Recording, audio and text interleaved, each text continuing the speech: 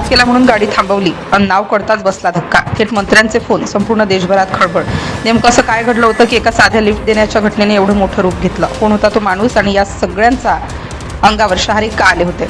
शनिवारी सकाळची वेळ होती. वातावरण शांत होतं, पण त्या शांततेत एक वेगळीच घाई दडलेली होती. एक तरुण आपल्या दुचाकीवरून कॉलेजकडे निघाला होता. रोजच्या सारखाच दिवस काही खास नव्हतं, पण त्या दिवशी त्याच्या आयुष्यात असं काही घडणार होतं जे तो कधीच विसरणारा नव्हता. रस्ता अर्धवट ओस पडलेला होता. मध्येच एखादं वाहन, एखादी व्यक्ती दिसत होती. अचानक त्याच्या नजरेस एक वृद्ध गृहस्थ पडले. वय साधारण 60च्या आसपास. अंगावर साधे कपडे, चेहऱ्यावर थकवा आणि डोळ्यात काहीतरी सांगण्याची आर्त विनंती. त्या वृद्धाने थरथरत्या हाताने लिफ्टसाठी इशारा केला. क्षणभर तरुण थांबला. मनात विचारांची गर्दी झाली. थांबावं का, नको का? आजकालच्या काळात कोणावर विश्वास ठेवायचा हेच समजत नव्हतं, पण काहीतरी आतून त्याला थांबायला भाग पाडत होतं. त्याने ब्रेक दाबला. गाडी थांबली. वृद्धांना मागे बसायला सांगितलं. ते शांतपणे बसले. काही क्षण दोघांमध्ये एकही शब्द झाला नाही, फक्त गाडीचा आवाज आणि त्या शांततेतून जाणारी हवा.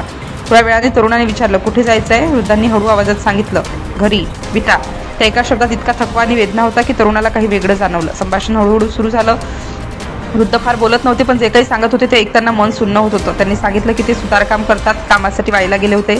मोठं काम आहे असं सांगून त्यांना तिथे बोलावलं होतं. आशा होती की चांगले पैसे मिळतील, घर चालेल, पण वास्तव खूप वेगळं होतं.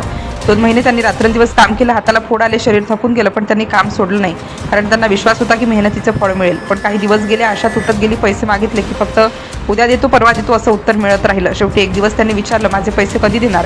त्यावर उत्तर आलं, पण ते उत्तर ऐकून त्यांचा आत्मा हादरला. काही पैसे नाही, जे करायचं ते कर.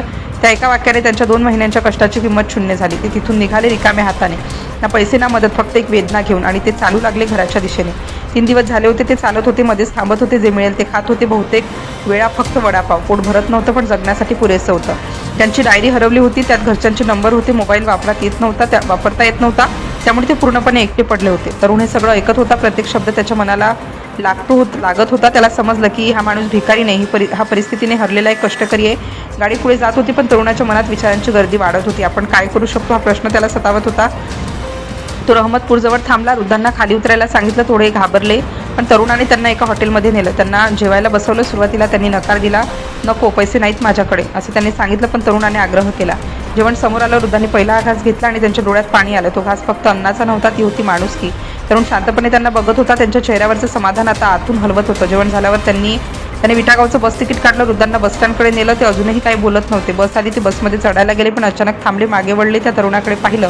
त्यांच्या डोळ्यात एक वेगळंच काहीतरी होतं. त्यांनी हळू आवाजात सांगितलं, आज मला पैशांची नाही, माणुसकीची गरज होती. ते क्षण दोघांसाठी अविस्मरणीय होते. तरुण काही बोलू शकला नाही, फक्त शांत उभा राहिला. बस निघून गेली, पण त्या घटनेने त्याच्या मनात एक मोठा प्रश्न निर्माण केला. आपण खरंच माणुसकी जपतोय का? रस्त्यावर हात दाखवणारा प्रत्येक माणूस भिकारी नसतो. कधीकधी तो परिस्थितीने हरलेला असतो. आपण 2 मिनिट थांबलो तर कदाचित कोणाचं आयुष्य बदलू शकतं. आज वेळ त्यांच्यावर आहे, उद्या आपल्यावरही येऊ शकते. आणि शेवटी त्या नावमध्ये काहीही मोठं नव्हतं. धक्का बसला तो त्याच्या परिस्थितीचा, कारण तो एक साधा माणूस नव्हता, तर मेहनतीने जगणारा स्वाभिमानी कष्टकरी होता, ज्याला फक्त माणुसकीची गरज होती.